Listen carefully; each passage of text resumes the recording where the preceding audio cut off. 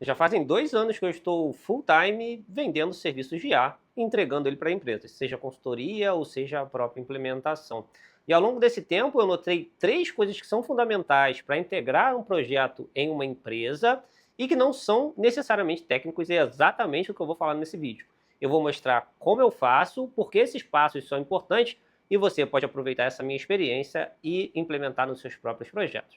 Antes de falar o que vem depois da parte técnica, vamos fazer um ponto aqui importante a respeito da parte técnica. Vamos imaginar que você tem que contratar, por exemplo, um mecânico ou uma pessoa para instalar um ar-condicionado aí na tua casa. O que você vai fazer? Você vai procurar uma pessoa que supostamente tem condições de resolver aquele problema, ou então, melhor ainda, você vai procurar alguém que você já fez um serviço e você sabe que comprovadamente resolve aquele problema. Esse é o melhor dos casos, você já tem um mecânico de confiança, você já tem um cara que instala ar-condicionado de confiança, você só liga, pede orçamento e faz o serviço. É exatamente assim que funciona em serviços de IA, tá, caras? Vocês vão saber fazer alguma coisa que alguém precisa e você vai trocar aquela sua expertise e aquele seu tempo por dinheiro. É o básico.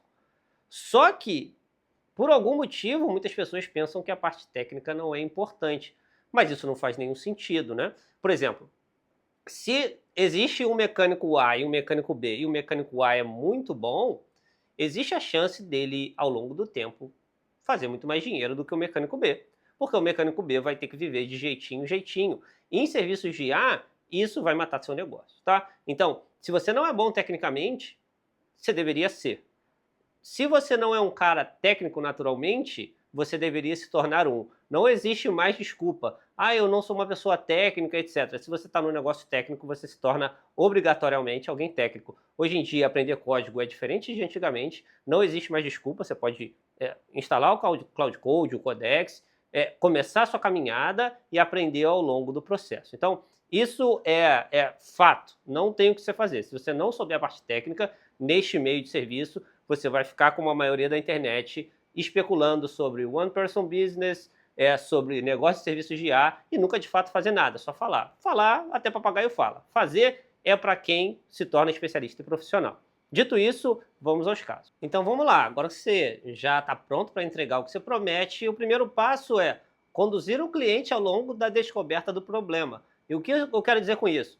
Você fez a entrevista com o cliente, você fez a proposta, o cliente contratou. Você não deve assumir a partir daqui que o cliente sabe exatamente o que ele quer. Pelo seguinte, se você pede alguém para instalar um ar-condicionado na tua casa, você sabe muito bem o que quer e o escopo é bem claro, tá? Instalar isso aqui, ali e tal, tira o velho e bota o novo, fura a parede aqui, esse é o escopo. Projetos de IA têm escopo muito difícil de definir enquanto você não entra no projeto. Então o que vai acontecer é, o cliente chega até você com uma ideia, o quanto mais experiente em fazer proposta você fica, mais você vai conseguir notar coisas que ele não fala, correto? Se você já presta serviço, você sabe exatamente o que eu estou falando. Só que, ao longo do desenvolvimento do projeto, o seu cliente pode começar a duvidar da ideia inicial que ele teve. E qual a estratégia? Como que você gerencia isso? Como que você garante que o seu projeto vai ser entregue da melhor maneira possível? Você sabe fazer, o seu cliente está pagando legal, está tudo certo, não tem nenhum problema, mas começa a surgir um ruído em relação ao escopo, porque ele está descobrindo o problema. Você vai entregar um MVP o quanto antes na mão dele. O que significa um MVP? Você vai construir o produto não em partes, né? Ah, vou construir o back-end, vou construir o front-end. Não. Você vai construir o quanto antes um produto integrado de maneira que você consiga dar ao seu cliente e falar assim, ó, é isso aqui que a gente está fazendo, segundo o que a gente acordou, teste, por favor, tá? A partir desse momento, o teu cliente, e isso é legal porque a maioria dos meus clientes tem algum conhecimento técnico já, ou algum background, tá? Só que muitas das vezes, e acontece, e sempre aconteceu isso, né?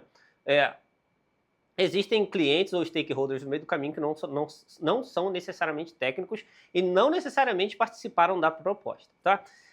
E essa outra pessoa, essa outra figura dentro de um projeto, ele pode vir com ideias ou pode vir com dúvidas que não estavam naquele escopo inicial, correto? Então, a tua primeira função é entrega o quanto antes para o teu cliente e você vai ajudar a refinar exatamente o que ele quer.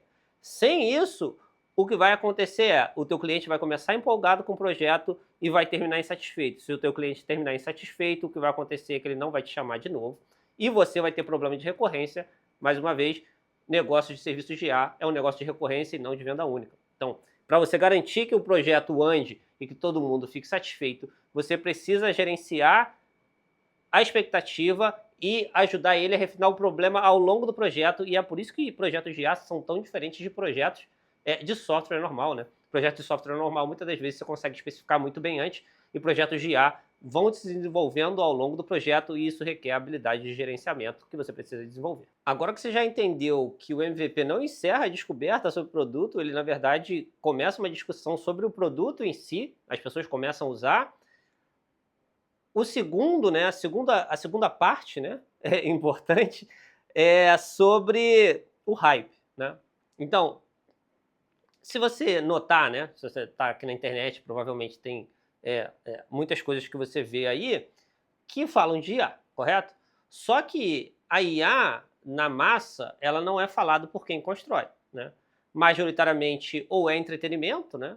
Ou é uma tentativa de jornalismo, só que muito afastado do que de fato acontece com quem constrói. Então, existe o mundo nosso aqui, que a gente constrói, a gente faz, a gente tem cliente, a gente vende, a gente implementa e tudo mais, e existe o mundo do conteúdo, né? São coisas que podem ser muito distintas, correto?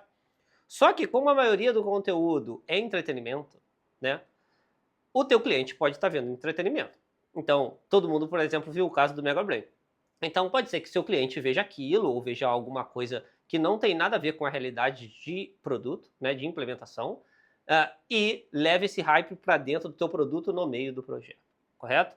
E esse é um papel que você tem que assumir no teu projeto, de conversar com o teu cliente o tempo inteiro. Não caia na armadilha de pegar o projeto e só aparecer no cliente no final do projeto, correto? Não falar com ele. Você vai ter que ir acompanhando ele e educando ele ao longo do tempo em relação ao que você está fazendo, em relação a IA, e dando satisfação. Qual é uma boa prática? Escreva um e-mail semanal ou algo que o valha, mesmo que seu cliente não leia, tá?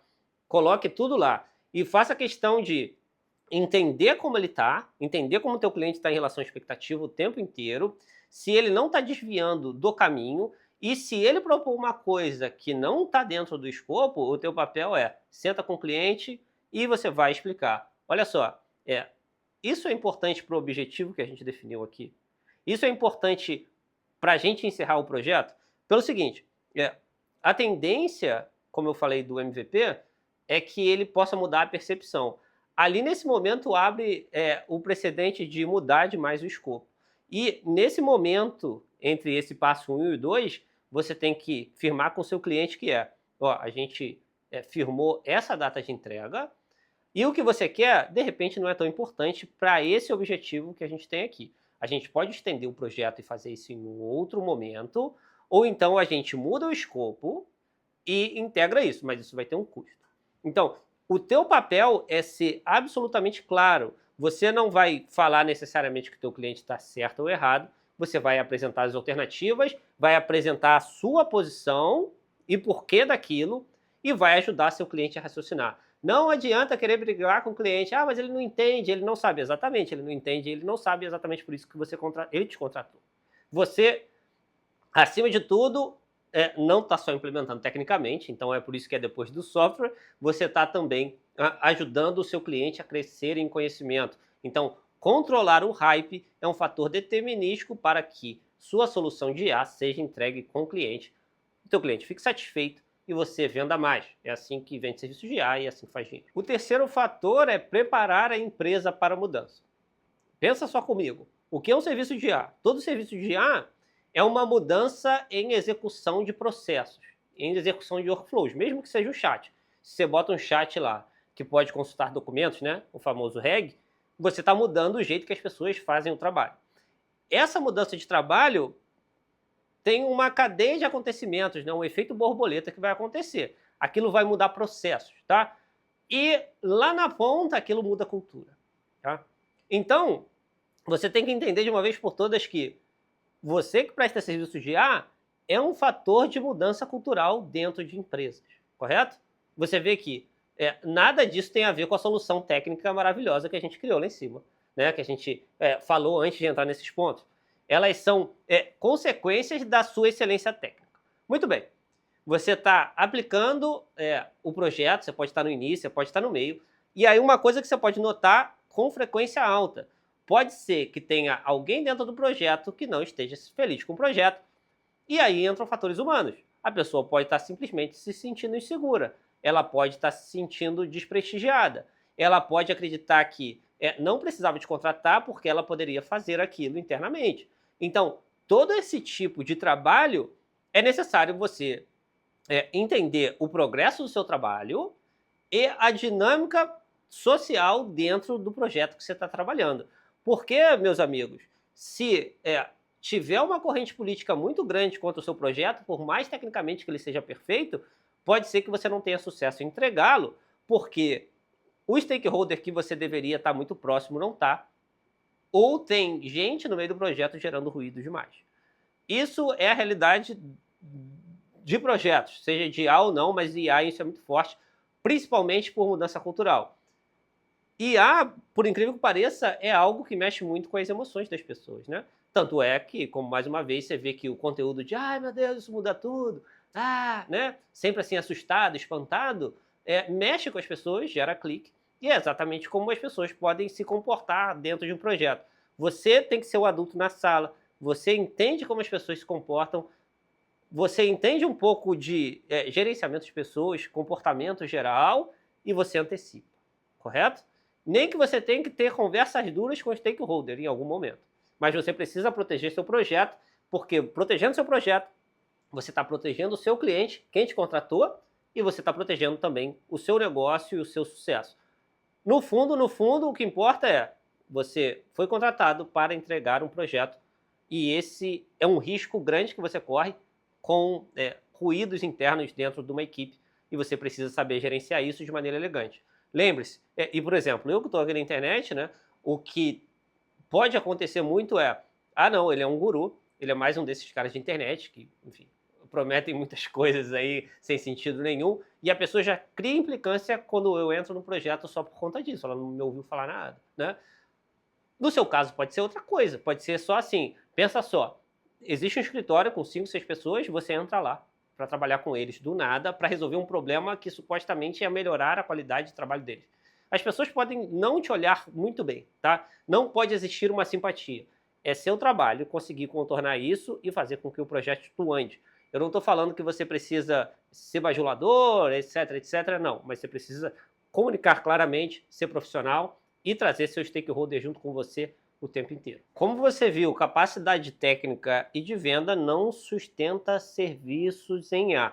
Você tem que proteger o seu projeto de mudanças inesperadas fora do escopo, você tem que proteger seu projeto do hype e você tem que proteger seu projeto de detratores internos, coisas que podem acontecer. Se você não fizer isso, principalmente esse terceiro ponto, corre o risco de mesmo você entregando o projeto, ter vendido muito bem, o projeto não é adotado. As pessoas não usam, né? Então, isso é algo que você tem que evitar, porque você quer gerar recorrência. O que significa recorrência? Você vai vender para mais de um cliente, mais de uma vez. O hype em uma hora vai passar e as pessoas vão mudar de assunto. O que não vai passar é a necessidade de profissionais capazes de colocar tecnologia real em produção em empresas. Nós somos poucos e é por isso exatamente que somos tão valorizados. Espero que você tenha curtido o vídeo, que esse vídeo tenha lhe sido útil. Se você enfrenta algum desses problemas, conta aí como que você resolve, se você resolve, né? Ou se você já identificou, porque cedo ou tarde você está implementando um projeto de IA, você vai ver todas essas coisas aqui, você pode rever o vídeo e procurar uma solução dentro do seu contexto. Valeu, abraço!